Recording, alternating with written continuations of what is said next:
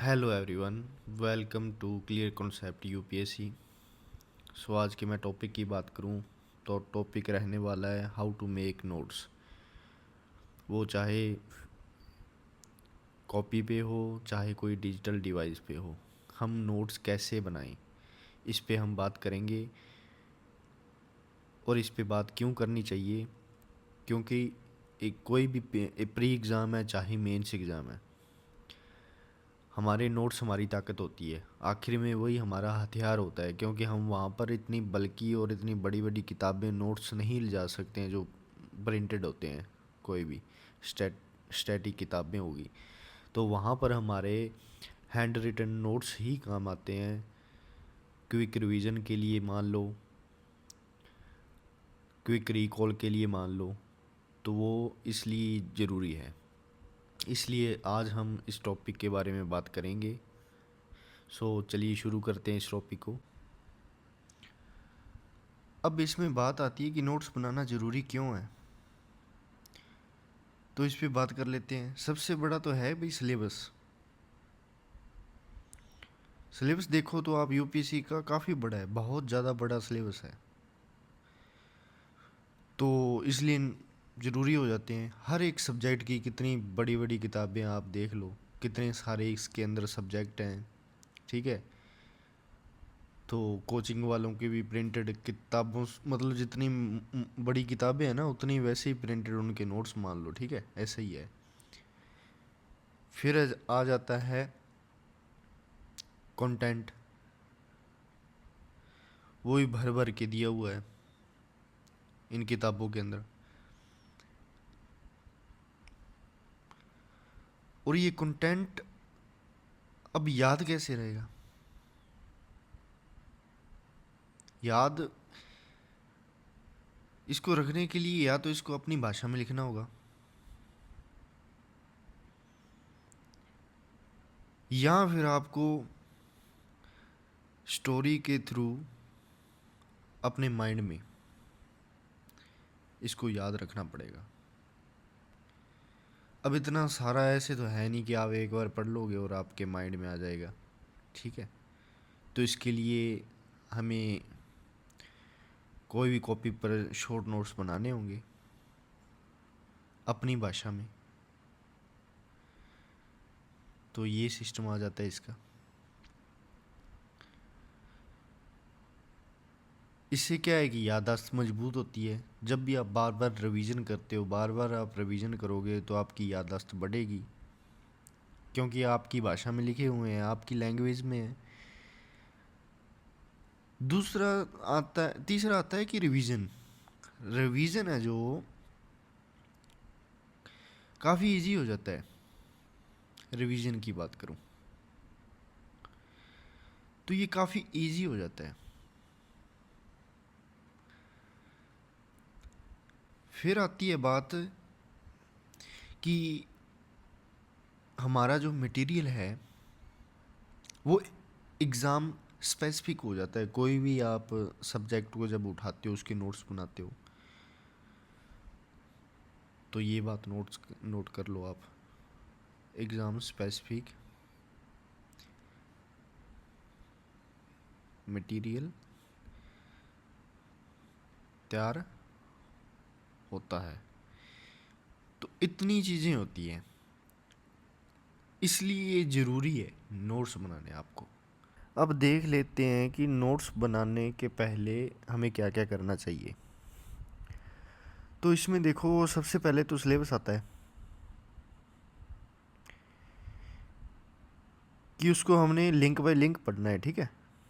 कि इस सिलेबस को आप लाइन बाय लाइन पढ़ो, रीडिंग करो, ठीक है इसकी। सेकंड आता है पीवाईक्यू। यूपीएससी में आपको ही पता है कि पीवाईक्यू का कितना महत्व है, तो आप पीवाईक्यू भी देख लें। जो भी आप बुक है ना, कोई भी बुक है, जिस बुक के आप जैसे ज्योग्राफी मान लो, उसके नोट्स बना रहे हो, ठीक है, तो उसका सिलेबस देख लिया, डाउनलोड करके अपने पास रखना, ठीक है। लाइन बाय लाइन उसको पढ़ो सिलेबस को। पीवाईक्यू देखो कहाँ कहाँ से क्वेश्चन आते हैं, कैसे आते हैं, ठीक है। क्योंकि अब काफ़ी ज़्यादा चेंज हो चुकी है यूपीएससी, बहुत ज़्यादा चेंज है। तो ये चीज़ भी आपको नोट करनी है। तो लगभग आप 10 सालों के तो देख ही लो क्वेश्चन, ठीक है, प्रीवियस ईयर जो भी क्वेश्चन है।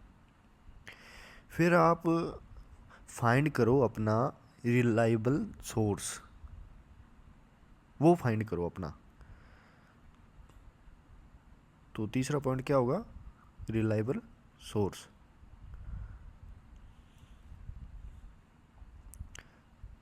इसमें क्या आएगा? जैसे देखो स्टैटिक यही है, स्टैटिक इसमें से क्वेश्चन आते हैं, लगभग 20-30 क्वेश्चन आएंगे आपको देखने को मिलेंगे। किसमें से? एनसीईआरटी। तो ये हो गया।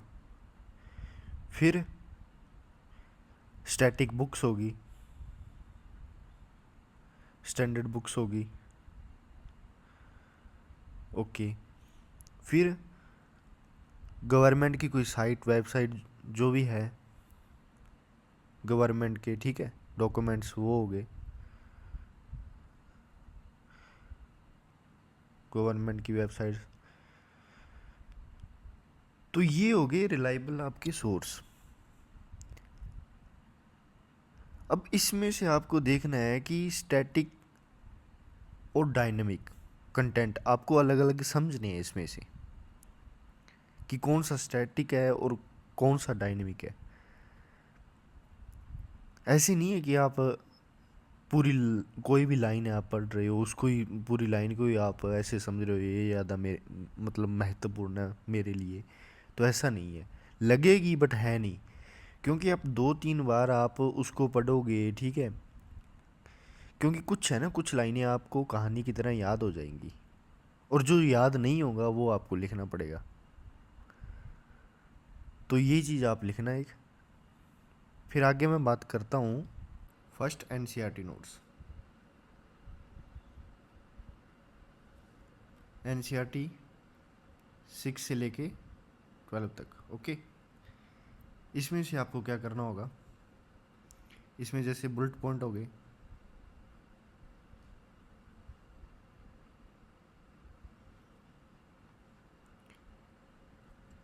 चैप्टर वाइज हेडलाइन होगी, ठीक है।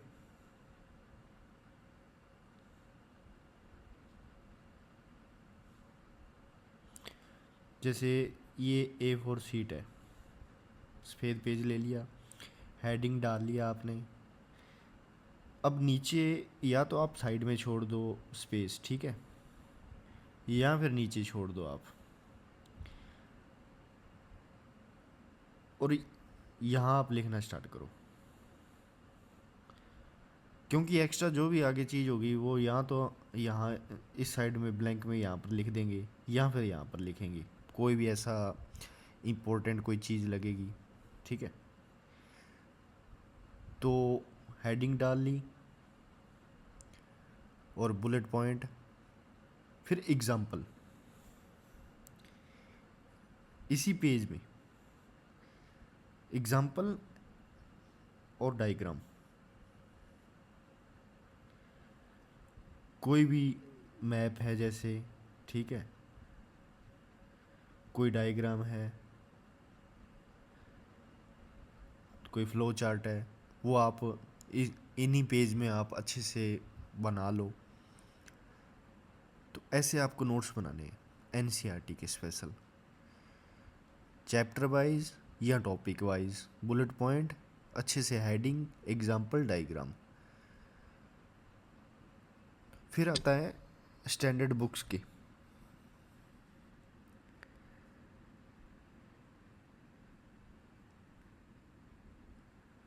स्टैंडर्ड बुक्स नोट्स, इसका देख लेते हैं। इसका जैसे कि स्टैंडर्ड बुक्स कौन कौन सी होगी, जैसे लक्ष्मीकांत होगी,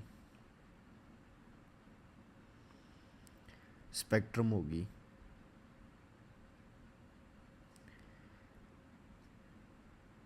जीसी लियोंग होगी। तो ये स्टैंडर्ड बुक्स है। तो इनको जब भी आप पढ़ोगे जैसे पेज मान ली मैंने, ठीक है, कंटेंट लिखा हुआ है, तो ये इस पे कंटेंट लिखा हुआ है। ओके,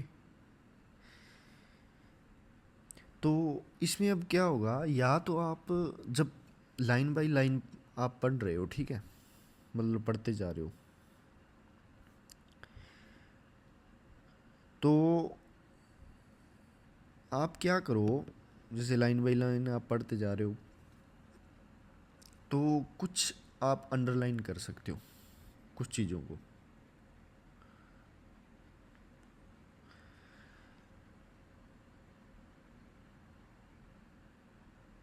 ये है किस रीडिंग की, फर्स्ट रीडिंग की बात कर रहा हूँ मैं।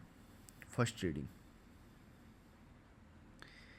फर्स्ट रीडिंग में आप यही करो, ये फर्स्ट रीडिंग, यहाँ पर फर्स्ट रीडिंग, तो कुछ आपको लग रहा है ज़रूरी ऐसे, तो उसकी आप अंडरलाइन कर लो, ठीक है।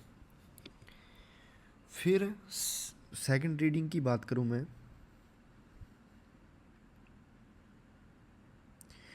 तो इसमें अब क्या होगा, सेकंड रीडिंग में आप देखो, फर्स्ट रीडिंग में क्या बोला था, अंडरलाइन।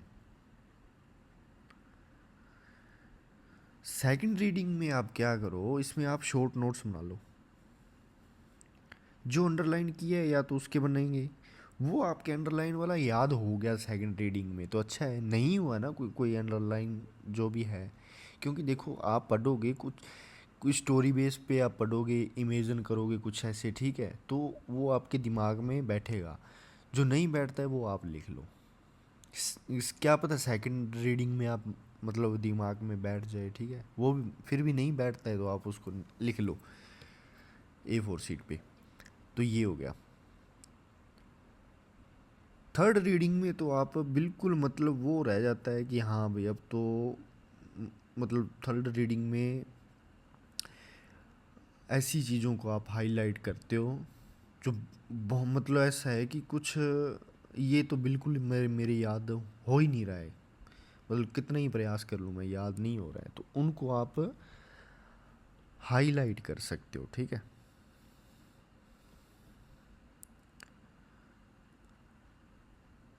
तो हाईलाइट, तो ये तीनों चीज़ें याद रखना आप। फिर आगे हम बात करते हैं, थर्ड पॉइंट हमारा करंट की, current affair, current affairs notes. तो इसके नोट्स अब कैसे बनाने हैं, तो ये तो सिंपल है, आप विजन IAS की 365 पढ़ोगे आप, ओके, या फिर आप उनकी मंथली मैगज़ीन पढ़ोगे, तो वो तो एक प्रकार के नोट्स ही हैं, उनमें से कुछ आपको लगे कि हाँ मेरे याद नहीं हो रहा है, तो आप वही है कहानी जो ऊपर मैंने ये बताया है कि आप ऐसे या तो हाईलाइट कर लो, उनको लिख लो आप, ठीक है।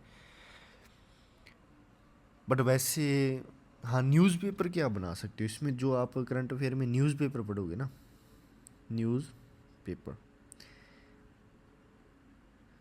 तो इसका आप बना सकते हो। इसमें से जैसे कोई पॉलिटी की न्यूज़ है, कोई इकोनॉमिक्स की न्यूज़ आ गई, IR का कोई मुद्दा चल रहा है, तो उसके नोट्स बना लिए आपने, तो ये चीज़ आप कर सकते हो इसमें। अब क्या है कि इनमें ऐसा नहीं है कि आपको सिर्फ फैक्ट ही देखने हैं करंट अफेयर के, उसका बैकग्राउंड भी आपको समझना होगा। कुछ क्वेश्चन ऐसे आते हैं मतलब बहुत ज़्यादा ऐसे डीप हो जाते हैं, और तो बैकग्राउंड अच्छा हो तो उसकी इम्प्लीकेशन भी लिखें, ठीक है। फिर मैं बात कर लूँ अब फोर्थ की, रिवीजन।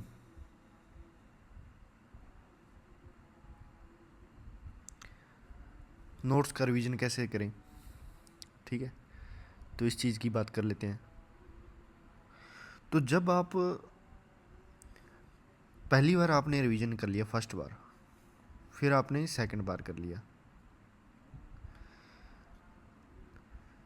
थर्ड बार आप रिवीजन करोगे ना, तो मैं तो उसको कहूँगा कि आप यहीं पर आप समझना स्टार्ट कर दोगे टॉपिक को। यहाँ पर आप और ज़्यादा समझोगे, अच्छे से डीप से समझोगे। उसके भी नोट्स बना रहे हो, यहाँ यहाँ भी आपने नोट्स बनाए थे, ठीक है, फर्स्ट में, सेकंड रीडिंग में। थर्ड रीडिंग में तो ऐसा है, अल्ट्रा शॉर्ट नोट्स भी ही बना सकते हो आप। मतलब वो स्पेसिफिक चीज़ें जो आपको याद ही नहीं हो रही है, आप उन्हें, आप कितनी बार भी उसको पढ़ लो, ठीक है। तो इसको मैं नाम दे दूँगा अल्ट्रा शॉर्ट वर्जन। ये थोड़ा सा स्पेशल हो जाता है थर्ड रीडिंग में। इसमें आप क्या कर सकते हो, माइंड मैप का यूज़ कर सकते हो। रिवीजन करना है, कोई टॉपिक है उसका, आप माइंड मैप बना लो अच्छे से। तो कैसे भी बना सकते हो माइंड मैप, जैसे भी आप को बनाना आता है, ठीक है। माइंड मैप की भी अलग अलग स्ट्रेटजी होती है, वो भी मैं कभी स्पेसिफिक, आप वीडियो चाहोगे तो उस पर भी मैं बना दूंगा, ठीक है। फिर आप समरी, 1 पेज समरी आप उसको भी लेके आ सकते हो, कि आपने टॉपिक पढ़ लिया, उसकी समरी लिखो आप। तो ये ज़रूरी है, ऐसे आप रिवीजन कर सकते हो। First reading, second reading, third reading में आपने अल्ट्रा शॉर्ट वर्जन वाले नोट्स बना लिए, फिर आपने माइंड मैप के थ्रू समझ लिया, फिर आप 1 पेज समरी आप कर सकते हो, ठीक है। और यही चीज़ आपकी प्रीलियम में प्लस मेंस में काम आएगी, ना कि वहाँ पर इतनी बल्कि किताबें और अपना जो भी आपके नोट्स होंगे वो ऐसे रिवाइज कर सकते हो, ठीक है। तो यही चीज़ें आप वहाँ पर पढ़ोगे जब भी आपका एग्ज़ाम पास होगा। तो ये चीज़ मतलब बनानी बहुत ज़्यादा महत्वपूर्ण है, ठीक है, और बनानी पड़ेगी हमें। हम बार बार किताबें नहीं ऐसे इतनी, मतलब 500 600 पेज की किताबें हैं, और कुछ की तो पूछो ही मत, लगभग 3 4 हज़ार पेज भी ऐसे हैं इकोनॉमिक्स के ऐसे। तो ये चीज़ आप देखना। तो इन चीज़ को आप नोट कर लेना, क्या क्या महत्वपूर्ण है, ज़रूरी है चीज़ें। फिर कुछ कॉमन मिस्टेक है जो आपको अवॉइड करनी है, उस पर बात कर लेते हैं। कॉमन मिस्टेक जिसको आपने अवॉइड करनी है, वो कौन कौन सी है? वो है कि हर लाइन ज़रूरी नहीं है। कोई भी आप बुक पढ़ रहे हो, उसकी हर लाइन ज़रूरी इम्पोर्टेंट नहीं है। हर लाइन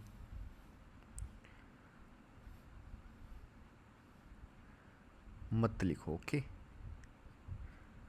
सेलेक्टिव,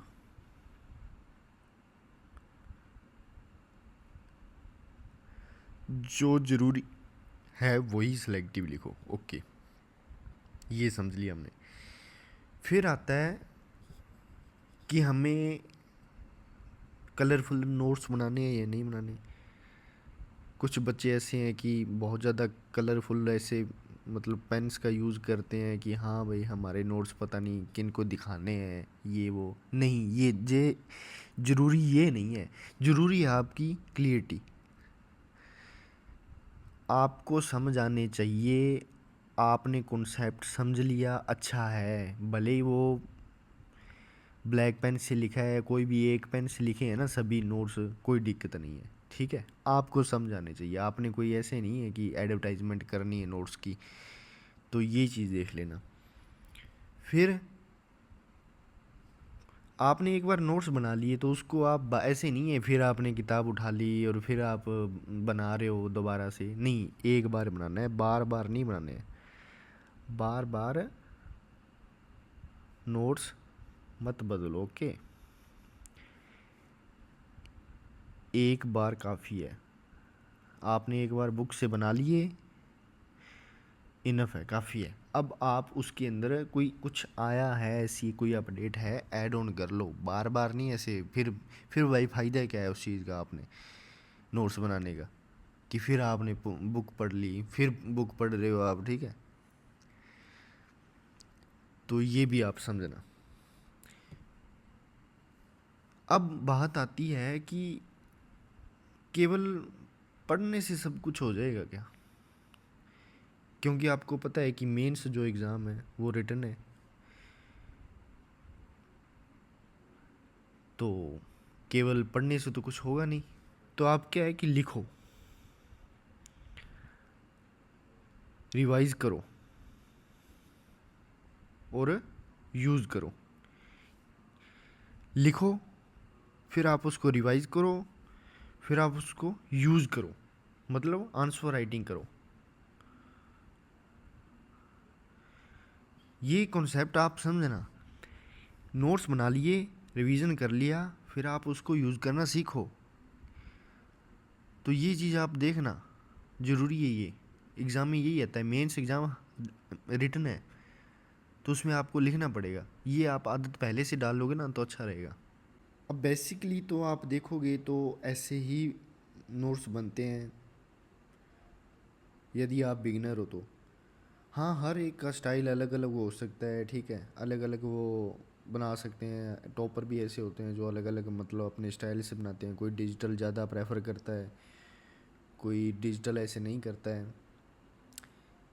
बट आपको डिजिटल भी नहीं इतना ज़्यादा होना चाहिए, क्योंकि इसमें रिटन है। रिटन एग्ज़ाम में आपकी प्रैक्टिस होनी चाहिए, हाथ से आप अपने नोट्स बनाएं, लिखें। ज़्यादातर तो मैं तो कहता हूँ लिखें, आप लिखने की आदत डालें। और ऐसी मैं नोट्स बनाता हूँ, मेरा खुद का भी ऐसा ही है। मैं करंट अफेयर का थोड़ा डिजिटल हूँ करंट अफेयर के तौर पे, और स्टैटिक जो भी मैं लिखता हूँ वो मेरे हैंड रिटन नोट्स होते हैं। तो हैंड रिटन ज़रूरी है। करंट अफेयर का आप डिजिटल कर सकते हो, आपको कहीं से पीडीएफ मिल रहा है तो सेव करके रख सकते हो अपने लैपटॉप में, ठीक है। और रिवीजन, रिवीजन तो बहुत ज़्यादा ज़रूरी है। आप ज़्यादा गैप मत डालो। ऐसे जैसे आज आपने रिवीजन किया फर्स्ट दिन, तो आप अब रिवीजन कर रहे हो लगभग 30 दिन बाद, ऐसा नहीं है। आप या तो वीक वीक में रिवीजन करो, ठीक है, या फिर हाफ मंथ, 15 दिन में। कोई भी टॉपिक है, कोई भी आपने उठाया है सिलेबस, ठीक है, तो उसका रिवीजन होना चाहिए। ज़्यादा गैप नहीं आपने वो करना। और मैं मेरे पर्सनल आपको नोट्स भी आपको दिखा दूंगा, ठीक है, कि मैं कैसे नोट्स बनाता हूँ और मैंने कैसे बनाए हैं, कोई भी सब्जेक्ट वाइज, टॉपिक वाइज, कैसे माइंड मैप का यूज़ किया है। तो वैसे ही आपने हाइब्रिड मेथड से अपने नोट्स बनाने हैं अच्छे से। ज़्यादा डिज़ाइन वो नहीं करना है, ठीक है, क्योंकि इतना टाइम नहीं है हमारे पास। हम कंपटीशन की तैयारी कर रहे हैं, और कंपटीशन है किन के साथ वो भी आप देख लो, ठीक है। तो इन चीज़ को आप ध्यान रखना। ज़्यादा सुंदरता पर मत जाओ, अपने क्रिएटिव पर जाओ, कॉन्सेप्ट पर जाओ। वो चीज़ समझ आनी चाहिए, आपके दिमाग के अंदर होनी चाहिए। ऐसे नहीं है किताबों पर डिज़ाइनिंग बना रहे हो ऐसे, ठीक है, यहाँ से ऐसे कोई मैप थोड़ा सा गलत हो गया, उसकी लात इधर निकल गई, उसकी बाजू उधर निकल गई मैप की, तो आप ऐसे फिर दोबारा से फिर री डिज़ाइन करोगे। ऐसा नहीं है। बन गया ठीक है, आपको पता है कि हाँ हाँ यहाँ कोई लोकेशन बेस है तो ये है, ठीक है, ओके, इतना इनफ है। मतलब रफ बेस पे आपको समझ आ जाए काफ़ी है। आपके पार्टनर को आए ना आए उसका कोई मतलब नहीं है, आपको आना चाहिए, बस बात ये है। तो इस चीज़ पे आप खास करके ध्यान देना। और मैं आगे जो वीडियो लेके आऊँगा तो मैं बता दूँगा आपको कि मैंने कैसे नोट्स बना रखे हैं, कितने मेरे सिंपल नोट्स हैं, कितने नहीं हैं, और टॉपिक वाइज कैसे नोट्स बना रखे हैं, कैसे माइंड मैप का यूज़ किया है वहाँ पर। तो हर एक चीज़ के बारे में हम बात करेंगे। आपको वीडियो अच्छी लगी तो आप शेयर भी करना, अच्छी लगी कमेंट ज़रूर करना, आगे मैं वीडियो किस पे लेके आऊँ, और लाइक भी कर देना। चैनल को सब्सक्राइब ज़रूर कर देना। आपके भाई बंधु आपको हेल्प मिल रही है तो दिल से आप सब्सक्राइब कीजिए चैनल को। आगे मैं ऐसी वीडियो और डालता रहूँगा। हमारी हिंदी मीडियम कम्युनिटी को समझ आना चाहिए, क्योंकि आप देख रहे हो यूट्यूब पे चारों तरफ ऐसे इंग्लिश मीडियम की वीडियो बन रही है, नोट्स इंग्लिश मीडियम के, हाँ कैसे क्या करना है, हर तरफ मतलब इंग्लिश मीडियम का कंटेंट मिलेगा आपको। तो हिंदी मीडियम बनाना स्टार्ट कर रहे हैं, अब देखते हैं कितना आप प्यार देते हो इस चैनल को, तो वैसे हम अपने कंटेंट को आगे बढ़ाएंगे। सो आज के लिए थैंक यू सो मच।